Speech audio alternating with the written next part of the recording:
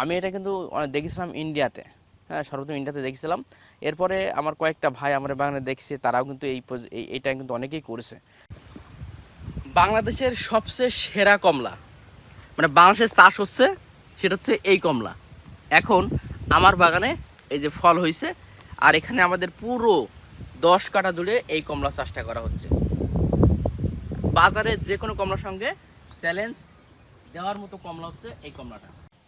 আপনাদেরকে অসংখ্য ধন্যবাদ, কারণ আপনারা আমাদের কৃষিভিত্তিক ভিডিওগুলো দেখছেন, অনেক কিছু শিখছেন, আবার অনেক তথ্য আমাকে দিচ্ছেন। অসংখ্য অসংখ্য ধন্যবাদ জানাচ্ছি।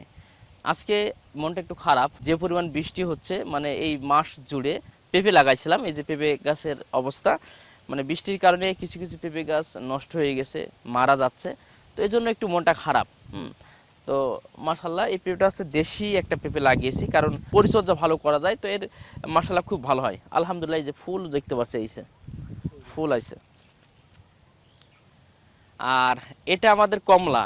এই কমলা মানে কি বলবো ভাই, এটা এত স্বাদের একটা কমলা।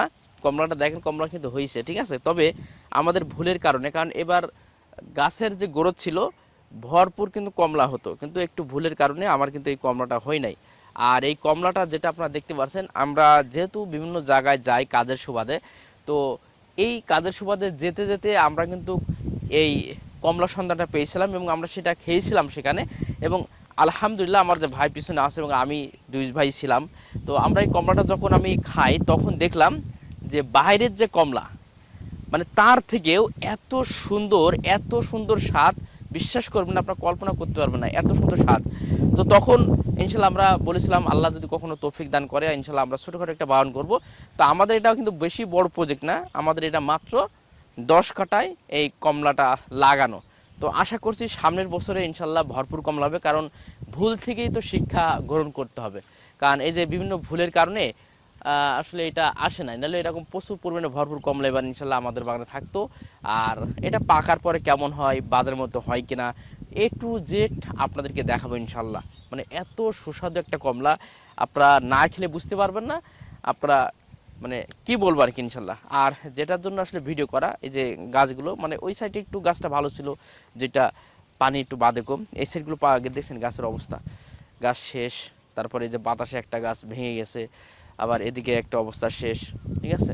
মানে এই সাইডে পেঁপে গাছগুলো ভালো হয় নাই।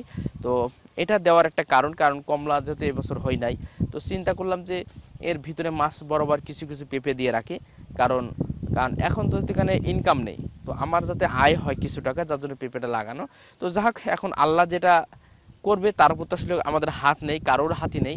আচ্ছা, আলির করে দোস্ত একটা ড্রাগন পেয়ে গেছি, ড্রাগনটা দুই ভাই খেয়ে ফেলি, নাহলে আবার কার ভাগ্যে যাবেন ঠিক নেই। বিসমিল্লাহ। ওরে বাবা রে,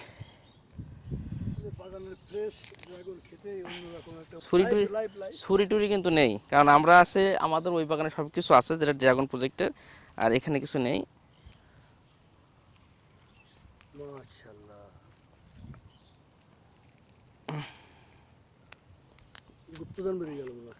একেবারে টাটকা ফ্রেশ। আমাদের আলের পাশে যে প্রজেক্টটা আপনাদের প্রায় ভিডিওটা করি, এই যে আলের পাশ থেকে, এটাও সেভাবে একই ধরনের প্রজেক্ট করা, এই যে যাতে কমলা টমলা চুরি না হয়, যার জন্য সাইডে ড্রাগন লাগানো। আমি এটা কিন্তু দেখেছিলাম ইন্ডিয়াতে, হ্যাঁ সর্বপ্রথম ইন্ডিয়াতে দেখেছিলাম। এরপরে আমার কয়েকটা ভাই আমার বাগানে দেখছে, তারাও কিন্তু এইটা কিন্তু অনেকেই করেছে। তো এটা আপনারা করতে পারেন। দোস্ত নাও ড্রাগনটা দেখো কী অবস্থা। তো যাই হোক, এই আর কি মোটামুটি আজকের প্রজেক্ট দেখাচ্ছিলাম। তো আপনাদের ভালোবাসা, আপনাদের ভালো লাগলে আপনারা এই বিষয়ে কী কী চান আপনারা কমেন্ট বক্সে কমেন্ট করে জানাবেন। আমরা নিয়মিত ইনশাল্লাহ আমাদের প্রজেক্টের ভিডিওগুলো দেবো। ধন্যবাদ সবাইকে। আসসালামু আলাইকুম ওয়া রাহমাতুল্লাহ।